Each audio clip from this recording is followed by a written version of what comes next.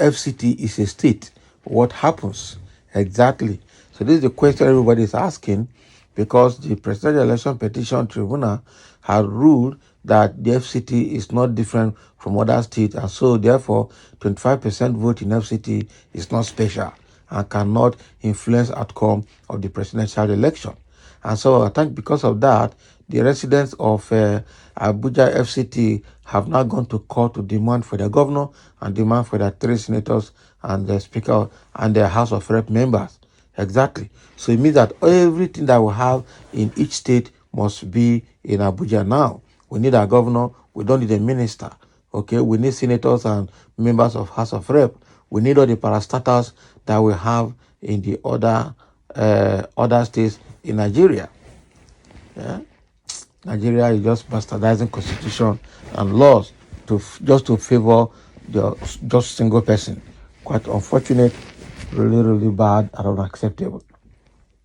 Now, if there is one takeaway from the recent judgment of the Presidential Election Petition Court, it is the recognition of the Federal Capital Territory, FCT, as one of the states of the Federation, not just an administrative territory and an appendage of the President's office. The court ruled that the 25% vote required in the FCT and interpretation of Section 134, subsection 2A and B by the Labour Party team of lawyers is completely fallacious, if not outrightly ludicrous. Okay, so the PEPC went further to state that the use of "and" doesn't imply anything special as submitted by Peter Obi of the Labour Party. The court therefore affirmed that Section 134, subsection 2A and B of the Constitution only refer to FCT as one of the 36 states of the Federation. Can you imagine?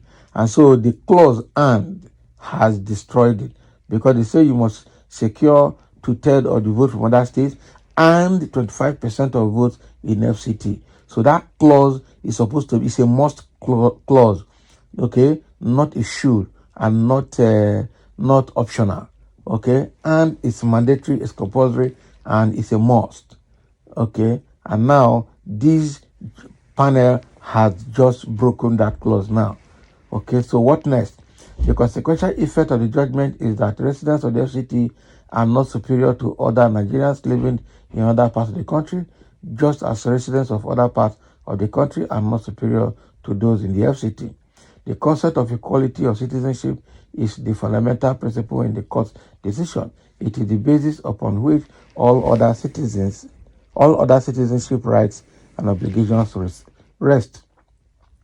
So in giving vent to this concept of equality of citizens, residents of the FCT are equally entitled to all rights and privileges, especially democratic rights as enjoyed by other citizens in other parts of the country, including rights of equal representation and rights to choose their leaders through democratic means. So it is therefore logical that the FCT must have an elected chief executive as obtained in other parts of the country. Furthermore, allocating 1 Senate seat and 2 House of Representatives seats to the FCT is discriminatory, an illegality that in no way reflects the concept of equality of citizenship. Now, over the years, residents of the territory have canvassed a constitutional amendment for the FCT to have an elected mayor who will administer the FCT as its chief executive. Now, in 2021, a constitutional amendment was presented before the National Assembly to change the administrative structure of the FCT to be more reflective of the will of its indigents and residents. The bill, sponsored by Dachong Bagos, PDP, Plateau State, was to remove the president as the chief executive officer of the FCT and replace him with an elected mayor who will administer the FCT as its chief executive. Mr. Bagos' bill was meant to delete Section 301, okay, A and C and 302 and introduce a new Part 2 into the Constitution so that the FCT can have an elective mayoralty seat. However, the bill failed to achieve concurrence by both chambers of the National Assembly, specifically the Senate.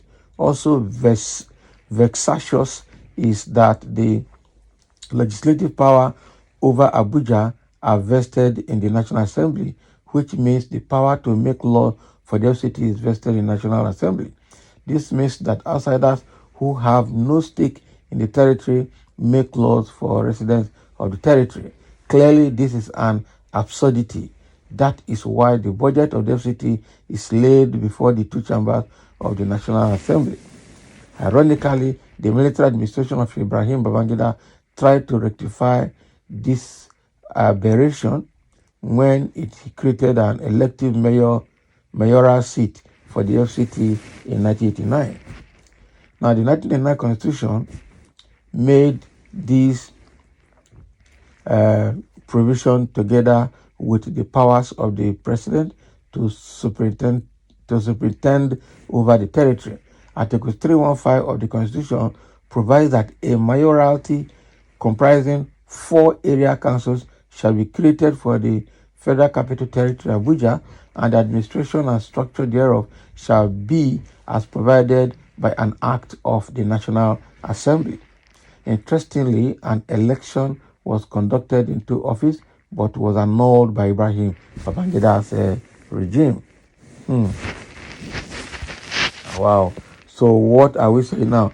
Just as residents of FCT cannot hold veto powers over other Nigerians or be treated specially, the Constitution should not deny residents of FCT the privilege to elect their own chief executive and a legislative assembly in line with the democratic rights and aspirations.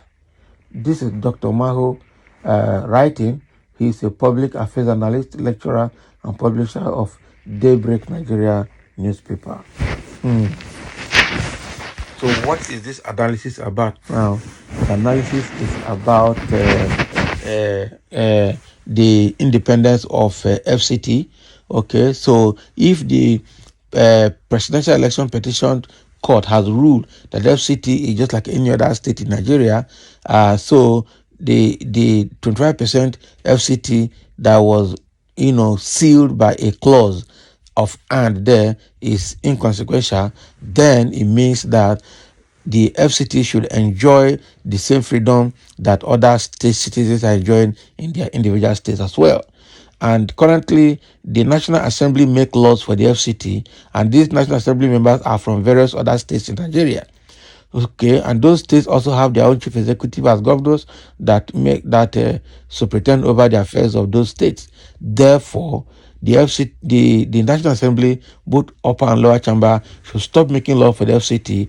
Rather, let FCT also elect its own executive leader through the democratic process and let them make laws for themselves and enjoy the freedom in FCT the same way other states are enjoying freedom in their individual states. Okay, so I'm sure this matter is going to hit harder because the truth of the matter is that this judiciary had just messed up Nigerian laws and constitution, has messed up peace in Nigeria. Since they have destroyed peace, they will never have peace, and they will give, definitely from now on, FCT will start fighting for freedom and fighting for autonomy, just like all other states of the country. I know that is the next level now. So thank you for listening, and let's have your comment.